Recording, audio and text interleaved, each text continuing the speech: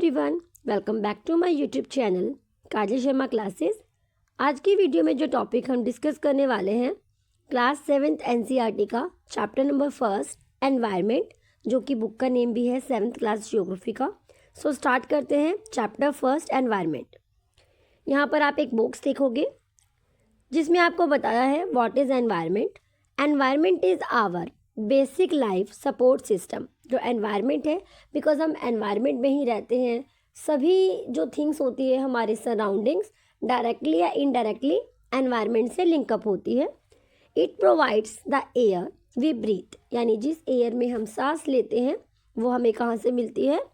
We gain from environment. The water we drink, the food we eat and the land where we live, यानी कि जो हम खाना खाते हैं, जो पानी हम पीते हैं या जिस लैंड पर हम रहते हैं, वो सभी हमें कौन प्रोवाइड करता है? एनवायरनमेंट के थ्रू प्रोवाइड होती है। How do human beings modify this natural environment, यानी कि पहले जो एनवायरनमेंट था वो कुछ और था, लेकिन धीरे धीरे आप क्या देखते हो, एनवायरनमेंट में कुछ चेंजेस आते हैं, मॉडिफिकेशन आते हैं। तो किस तरह से नेचुरल एनवायरनमेंट में चेंजेस आई हैं, मॉडिफिकेशंस आई हैं। The car fumes pollute the air, water is collected in a pot, food is served in vessels and land is used to build factories। यानी यहाँ पर कुछ रीजंस बताए हैं, जैसे हम वाटर में गार्बेज डाल देते हैं, या जो आप देखते हो व्हीकल्स होते हैं लाइक कार्स हैं, ट्रक्स हैं, इनका जो धुआं होता है ये एयर को पोल्यूट करता है। लैंड है, लैंड का यूज़ हम क्या करते हैं? हम ट्रीज़ को कट करके वहाँ पर क्या करते हैं? बिल्डिंग्स बना लेते हैं। तो इस तरह से जो एनवायरनमेंट है वो इफ़ेक्ट होता है, उस पर नेगेटिव इम्पैक्ट पड़ता है। और beings make cars, meals, factories, manufacture containers. This is how human beings modify natural environment, यानी जो ह्यूमन बींग्स है वो इस तरह की थिंग्स को फॉर्मेट करते हैं जिसकी वजह से जो एनवायरनमेंट है उसको हार्म पहुँचता है और उसमें काफ़ी सारे चेंजेस आते हैं। चैप्टर की स्टार्टिंग होती है after the long vacation when Ravi started going to school again, यानी वेकेशन के बाद जब रवि स्कूल जाना स्टार्ट करता है अगेन दोबारा से, he notice that only playground next to he school was dug up. Means कि जब रवि स्कूल जाता है वो क्या देखता है? जिस प्लेग्राउंड में रवि खेलता था, जो कि उसके स्कूल के जस्ट साथ में था, वो खुदा हुआ है। डगअप का मतलब खुदा हुआ। People said that a huge building with many flats will be constructed there. तो जब रवि ने पूछा होगा आसपास के लोगों से, तो पीपल सेड, लोगों ने क्या कहा कि जो ये प्लेग्राउंड था इस पर काफ़ी सारी बिल्डिंग्स बना दी हैं, फ्लैट्स बना दिए गए हैं। Ravi was almost in tears, Ravi की आंखों में आंसू थे। अब छोटा बच्चा है, उसको दुख तो होता ही है क्योंकि उस प्लेग्राउंड में रवि खेलता था पहले। When he realized that the big playground with its soft grass, जो बड़ा प्लेग्राउंड था जिसमें सॉफ्ट ग्रासेस थी, मैरीगोल्ड्स थे, बटरफ्लाइज थे, इज गोन फॉर एवर, वो हमेशा के लिए चला गया है, ख़त्म हो चुका है वो playground. He shared his feeling with his classmates, उसने अपनी फीलिंग्स को क्लासमेट्स के साथ शेयर किया। In the assembly the principal too sadly observe, जो प्रिंसिपल थे स्कूल के, असेंबली में उन्होंने भी ऑब्जर्व किया और कहा, सी देखो, how our environment is changing, कैसे हमारा एनवायरनमेंट, कैसे हमारा पर्यावरण बदलता जा रहा है, चेंज हो रहा है। Next paragraph is in the class Ravi asked his teacher, classroom ने रवि ने अपने टीचर से पूछा व्हाट इज़ एनवायरनमेंट, क्योंकि प्रिंसिपल ने यहाँ पर बोला था कि देखो कैसे अपना एनवायरनमेंट चेंज हो रहा है। तो रवि के माइंड में एक क्वेश्चन आया, उन्होंने अपनी टीचर से पूछा what is environment. Whatever you see in your surrounding said the teacher. अब टीचर ने क्या बोला? वॉट एवर यू सी, जो भी आप देखते हो, इन योर सराउंडिंग, अपने आसपास अपने सराउंडिंग्स में जो भी आप देखते हो वो सभी एनवायरनमेंट का ही पार्ट होते हैं, एनवायरनमेंट ही होता है। रवि थॉट अलाउड, रवि ने सोचा, that means the school building, table, chair in the classroom, even that open field, the road, the garbage, my friends, all are the part of environment। अब क्योंकि teacher ने तो कहा था जो भी आपके आसपास है, सराउंडिंग्स में सभी एनवायरनमेंट है, तो रवि ने भी सोचा कि जो भी उसके आसपास है, उसके फ्रेंड्स हैं, चेयर, टेबल, स्कूल बिल्डिंग, सभी एनवायरनमेंट है। यस, टीचर ने क्या बोला? Yes teacher, they said, but wait, लेकिन रुको, some objects are created by nature. अब टीचर यहाँ पर समझा रहे हैं रवि को कि वेट बेटा, जो कुछ ऑब्जेक्ट्स होते हैं वो नेचर के थ्रू क्रिएट किए जाते हैं। For example mountain, reverse, trees. अब इनको किसने बनाया? ये नेचर के थ्रू बने हुए हैं, इसको किसी ह्यूमन बीइंग ने नहीं बनाया। जैसे माउंटेन्स है, रिवर है, ट्री है। But other are made by people, लेकिन कुछ चीज़ें ऐसी हैं जो पीपल ने बनाई है, लोगों ने बनाई है, ह्यूमन बीइंग्स ने बनाई है। For example roads, car, clothes, books, ये सब कौन बनाता है? ह्यूमन बीइंग्स बनाते हैं। Now work in pairs. अब टीचर स्टूडेंट्स को एक एक्टिविटी देते हैं, वो कहते हैं कि अब आपको पेयर्स में काम करना है। Make a list with your classmate sitting next to you. Means कि अपने क्लासमेट्स के साथ बैठिए और उनके साथ एक लिस्ट बनाए of the creation of nature, यानी कि जो क्रिएशन नेचर के थ्रू बनाई गई है और जो ह्यूमन बींग्स ने बनाई है। फॉर एग्जाम्पल नेचर ने, अभी हमने एग्जाम्पल में पढ़ा था, नेचर के थ्रू क्या मिलता है? ट्रीज, माउंटेन, रिवर्स, ये सभी किसके क्रिएशन है? नेचर की। और ह्यूमन बींग्स की क्या क्या क्रिएशन होगी उसकी एक लिस्ट बनाओ। Next is Ravi, Paramjit, Jessie, Mustafa, Asha were all excited about making the list. तो ये सभी क्लासमेट्स के नाम हैं, वो सभी एक्साइटेड होते हैं लिस्ट बनाने के लिए। Why is our environment changing? Asked Iqbal. Iqbal नाम का एक स्टूडेंट है, उसने पूछा कि हमारा अर्थ चेंज क्यों हो रहा है? Why is our earth changing? It is all because of our needs. क्यों हो रहा है? हमारी नीड्स की वजह से। अब नीड्स की वजह से कैसे चेंज हो रहा है? फॉर एग्जाम्पल एक ट्री है, वो किसका एग्जाम्पल है? किसकी क्रिएशन है? नेचर की। लेकिन मुझे उस ट्री की लकड़ियाँ चाहिए, तो मैं क्या करूँगी? अपने बेनिफिट के लिए उस ट्री को कट करूँगी। तो इसी तरह से हमारी नीड्स की वजह से हम नेचर को चेंज कर रहे हैं, उसको हार्म कर रहे हैं। इंक्रीजिंग डे बाय डे, जो हमारी नीड्स हैं वो डे बाय डे इंक्रीज होती रहती हैं। वी आर देयर फॉर, इसीलिए we modify and at times even destroying our natural surroundings. अपनी नीड्स को पूरा करने के लिए, अपनी ज़रूरतों को पूरा करने के लिए हम क्या करते हैं? जो हमारे आसपास का नेचर होता है, नेचुरल सराउंडिंग्स होती है, उसको डिस्ट्रॉय कर देते हैं, ख़राब कर देते हैं। द टीचर रिप्लाइड, टीचर ने बच्चों को रिप्लाई किया, समझाया, जो इकबाल ने क्वेश्चन किया था। नेक्स्ट इज, यहाँ पर आप देखोगे, from the above conversation you understand that the place, people, thing, nature that surround any living organism is called environment. यहाँ पर आपको डेफिनेशन प्रोवाइड की है कि ऊपर की जितनी भी कन्वर्सेशन हुई स्टूडेंट्स में, टीचर्स में, वहाँ पर हमने क्या समझा? That the place, people, thing, nature that surround, जो हमारे सराउंड्स में होता है, आसपास होता है, एनी लिविंग ऑर्गेनिज्म, जो भी लिविंग ऑर्गेनिज्म होते हैं वो क्या कहलाते हैं? Environment. It is a combination of natural and human made phenomena, यानी कि ये कॉम्बिनेशन होता है नेचर का भी और ह्यूमन मेड फिनोमिना का भी। While the natural environment refers to both, जो नेचुरल एनवायरनमेंट है उसमें बोथ कंडीशंस मेंशन होती है, बायोटिक भी और अबायोटिक भी, existing on the earth. Next यहाँ पर आप देखोगे, यहाँ पर आपको बायोटिक एंड अबायोटिक में बताया है कि बायोटिक एंड अबायोटिक होता क्या है। First is biotic, the word of living organism, यानी कि बायोटिक होता क्या है? लिविंग ऑर्गेनिज्म के वर्ल्ड को हम क्या कहते हैं? Biotic. For example plants and animals, जो लिविंग ऑर्गेनिज्म होते हैं। नेक्स्ट जो टर्म है that is abiotic, the word of non living elements, यानी जो नॉन लिविंग एलिमेंट्स का वर्ल्ड है उसको क्या कहते हैं?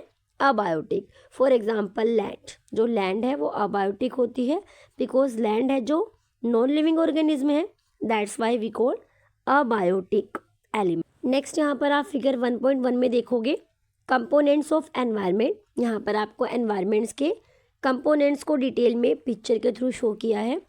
कंपोनेंट्स ऑफ एनवायरनमेंट में आप 3 कंपोनेंट्स देखोगे। First is natural, second is human made and third is human. So first में आप क्या देखोगे, जो हमें नेचर के थ्रू प्रोवाइड होता है that we call natural components. For example air, water, land, living things like biosphere, ये हमें कहाँ से प्रोवाइड होता है, through nature. Second is human. Human में क्या क्या इंक्लूड होता है, जो ह्यूमन बींग्स है, एक तो ह्यूमन खुद, इंडिविजुअल, फैमिली, कम्युनिटी, रिलीजियन, ये सभी कौन बनाता है, human. Educational, economic, political situations. Next आप देखोगे human made.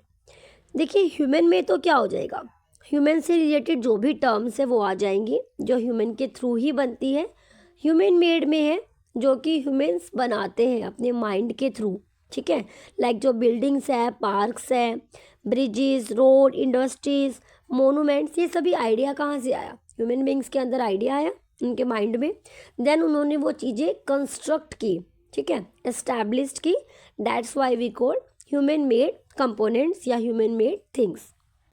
Human environment reveals the activities, creations and interaction among human beings, यानी जो भी एक्टिविटीज़ होती हैं, क्रिएशंस एंड इंटरेक्शन है अमंग ह्यूमन बींग्स। नेक्स्ट यहाँ पर आप देखोगे, आप पर्पल कलर का बॉक्स गिवन है। वर्ड ओरिजिन, जो एनवायरनमेंट वर्ड है उसका ओरिजिन कहाँ से हुआ, एनवायरनमेंट, फ्रेंच वर्ड एनवायरनीर, यानी जो फ्रेंच वर्ड है एनवायरनीर, वहाँ से एनवायरनमेंट का ओरिजिन हुआ, जिसका मीनिंग होता है नेबरहुड। सो फर्स्ट इज हम डिस्कस करेंगे नेचुरल एनवायरनमेंट होता क्या है।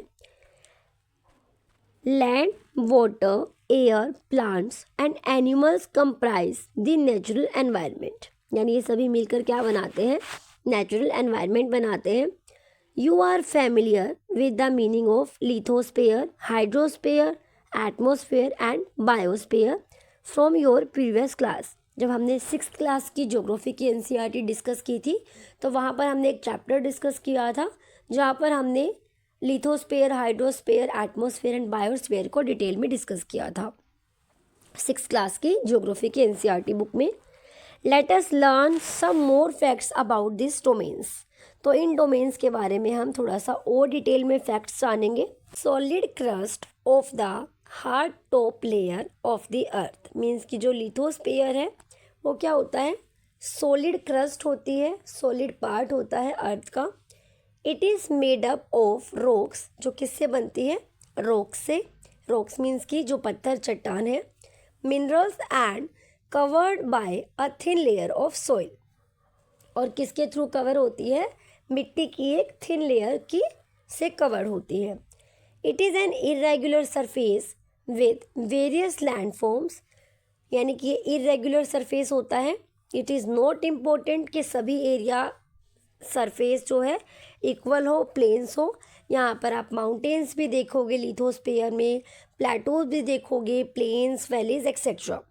Landforms are found over the continents and also on the ocean floors. जो लैंडफॉर्म्स है वो आपको कहाँ देखने को मिलती है, कॉन्टिनेंट्स में एंड ओशंस के जो फ्लोर्स होते हैं। Lithosphere is the domain, lithosphere एक ऐसा डोमेन है दैट प्रोवाइड अस फॉरेस्ट, जो हमें फॉरेस्ट प्रोवाइड करता है, ग्रासलैंड प्रोवाइड करता है for grazing, land for agriculture, agriculture के लिए लैंड प्रोवाइड करता है, and human settlement. It is also a source of minerals and wealth. जो लिथोस्फीयर है वो मिनरल्स, वेल्थ का भी एक अच्छा सोर्स है। नेक्स्ट यहाँ पर आप फिगर 1.2 में देखोगे डोमेन्स ऑफ द एनवायरनमेंट। आपको एनवायरनमेंट के डोमेन्स की यहाँ पर पिक्चर शो की है। The domain of water is referred to as hydrosphere, means कि जो वाटर का डोमेन है उसको हम क्या बोलते हैं, हाइड्रोस्फीयर, यानी, और जो लैंड का डोमेन था that we call lithosphere. It comprises various sources of water, जो various sources of water conduct करते हैं, and different type of water bodies like rivers, lakes, seas, oceans, etc. It is essential for all living organisms as we all know कि जो water resource है वो सभी living organism के लिए कितना मैंडेटरी है। And the atmosphere is the thin layer of air. Atmosphere क्या होती है? एयर की लेयर्स को हम क्या कहते हैं? Atmosphere. That surround the earth, जो अर्थ के सराउंडिंग्स में होती है, चारों ओर होती है। The gravitational force of the earth holds the atmosphere around it. यानी जो हमारे चारों ओर एटमॉस्फेयर होता है वो किसके थ्रू, उसमें कौन सा फोर्स होता है? Gravitational force. And it protect us harmful rays and scorching heat of the sun. यानी कि हमें किससे प्रोटेक्ट करता है? जो हार्मफुल रेज होती हैं एंड स्कॉचिंग हीट होती है सन की, उससे हमें प्रोटेक्ट करता है। It consist of number of gases, dust and water vapour. जो एटमॉस्फेयर है वो हमें सन की हार्मफुल हीट से प्रोटेक्ट करता है। And it consist of number of gases, इसमें काफ़ी सारी गैसेस होती हैं, डस्ट होती हैं एंड वाटर वेपोर इंक्लूड होते हैं। The changes in the atmosphere produce changes in the weather and climate. Means कि जब एटमॉस्फेयर में चेंजेस आते हैं इसकी वजह से वेदर और क्लाइमेट में भी चेंजेस होते हैं। Plant and animal kingdom together make biosphere. जब plants and animals kingdom together होते हैं दैट वी कॉल बायोस्फीयर और the living world. It is narrow zone of the earth. ये एक नैरो जोन है अर्थ का जहाँ पर land, water and air interact होते हैं एंड एक दूसरे को सपोर्ट करते हैं। मीन्स कि जितने भी हमने अर्थ के डोमेन किए like lithosphere, atmosphere and hydrosphere, जब ये तीनों एक दूसरे से कनेक्ट हो जाते हैं उसे बोला जाता है बायोस्फीयर। यहाँ पर आपको अगेन एक बॉक्स गिवन है जहाँ पर आपको इकोसिस्टम का मीनिंग शो किया है। Ecosystem is a system formed by the interaction of all living organism with each other। Means कि इकोसिस्टम एक ऐसा सिस्टम है जहाँ पर जो लिविंग ऑर्गेनिज्म है एक दूसरे के साथ इंटरेक्शन करते हैं, interaction with each other and with the physical and chemical factors of the environment in which they live. Means कि जिस एनवायरनमेंट में वो रहते हैं वहाँ पर physical and chemical factors responsible होते हैं। All linked by transfer of energy and material, जो कि एनर्जी एंड मटेरियल के थ्रू लिंकअप होते हैं। Next is ecosystem. At an NCC camp that Ravi's class was attending. NCC camp जो कि रवि की क्लास अटेंड कर रही थी। जैसी हैज़ क्लेम, जैसी ने बोला water heavy rain down power, कि कितनी भारी बारिश हो रही है।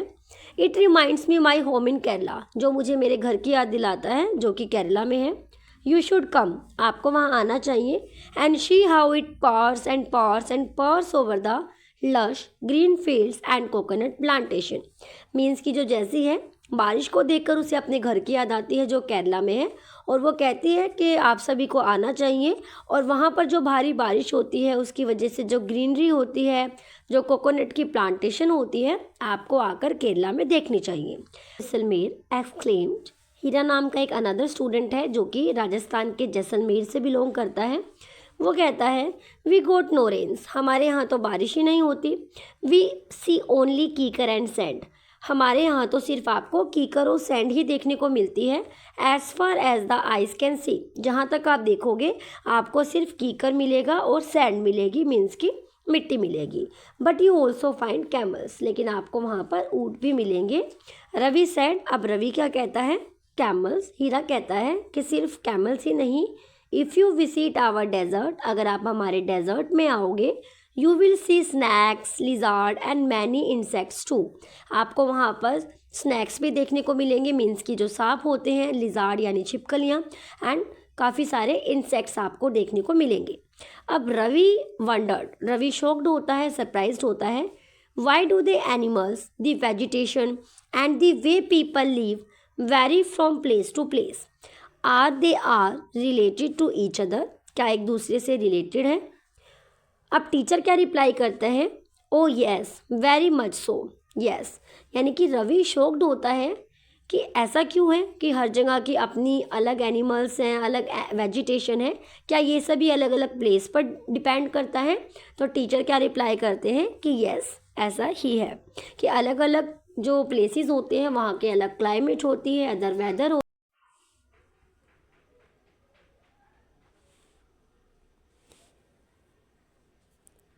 नेक्स्ट इज फिगर 1.3 में आप पॉन्ड इकोसिस्टम की इमेज देख सकते हो।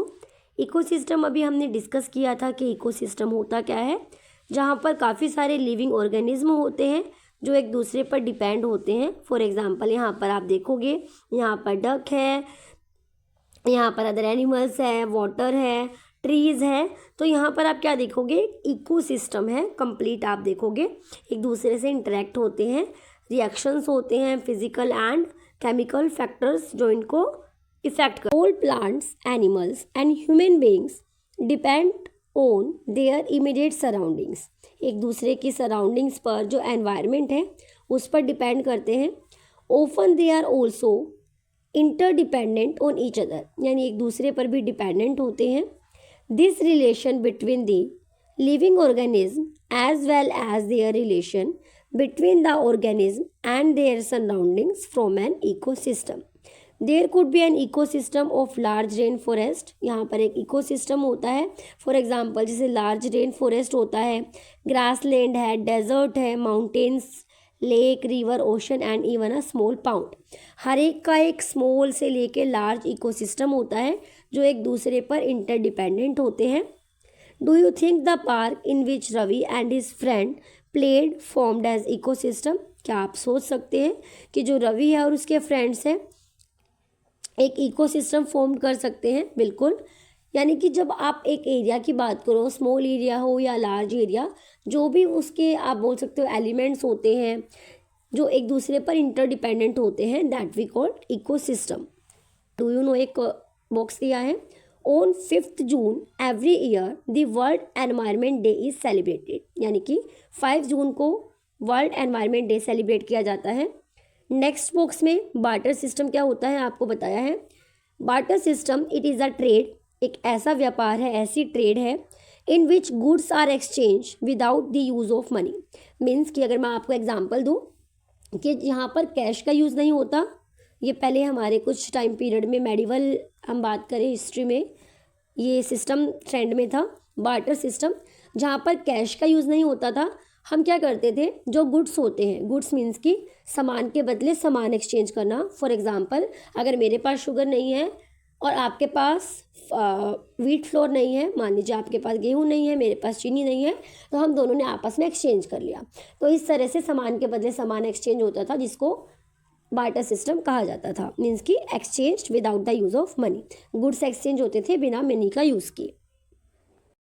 अभी तक हमने जो डिस्कस किया वो हमने नेचुरल एनवायरनमेंट डिस्कस किया। Now will discuss about human environment. Human beings interact with the environment and modify it according to their needs. यानी जो ह्यूमन बीइंग्स हैं वो एनवायरनमेंट को अपने नीड्स के अकॉर्डिंग मॉडिफाई करते हैं, मीन्स कि चेंज करते हैं। Early humans adapted themself to the natural surroundings. जो स्टार्टिंग के ह्यूमन बीइंग्स थे वो अपने आप को नेचर के अकॉर्डिंग चेंज कर लेते थे, अडेप्ट कर लेते थे।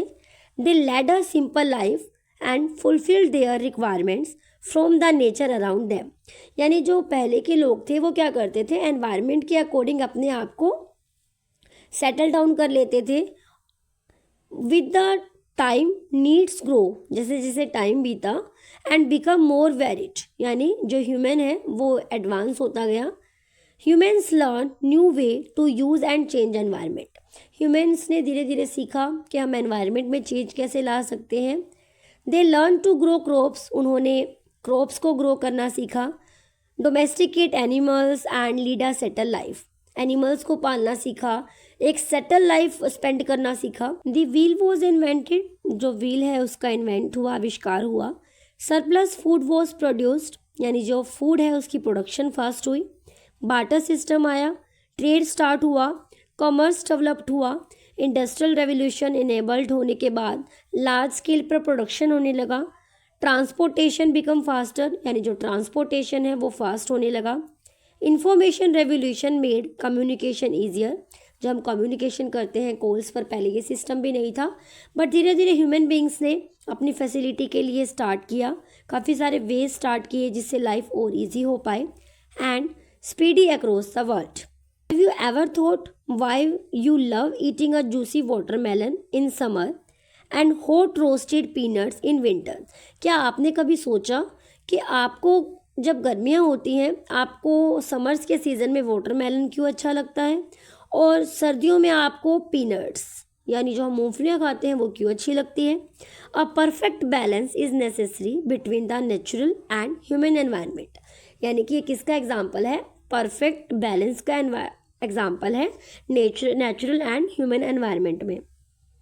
Humans must learn to live and use their environment in a harmonious way. यानी जो ह्यूमन बींग्स हैं उनको सीखना चाहिए कि हम एनवायरनमेंट का कैसे एक बैलेंस वे में यूज़ करें।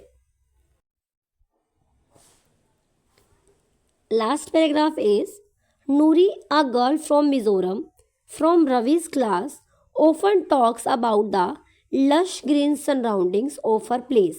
मीन्स कि नूरी नाम की एक और स्टूडेंट है जो कि रवि की क्लास से ही बिलोंग करती है। एक बार उन्होंने अपने एरिया की सराउंडिंग्स के बारे में बताया। Seeing Ravi upset at having lost his playground. जैसा कि हमने चैप्टर के बिल्कुल बिगनिंग में डिस्कस किया था कि रवि अपसेट था। Noori, a girl from Mizoram from Ravi's class, often talks about the lush green surroundings of her place। Means कि रवि की क्लास में ही एक स्टूडेंट पढ़ती है जिसका नाम नूरी है। वो अपने एरिया की यानी मिज़ोरम की काफ़ी सारी ग्रीनरी की बात करती है।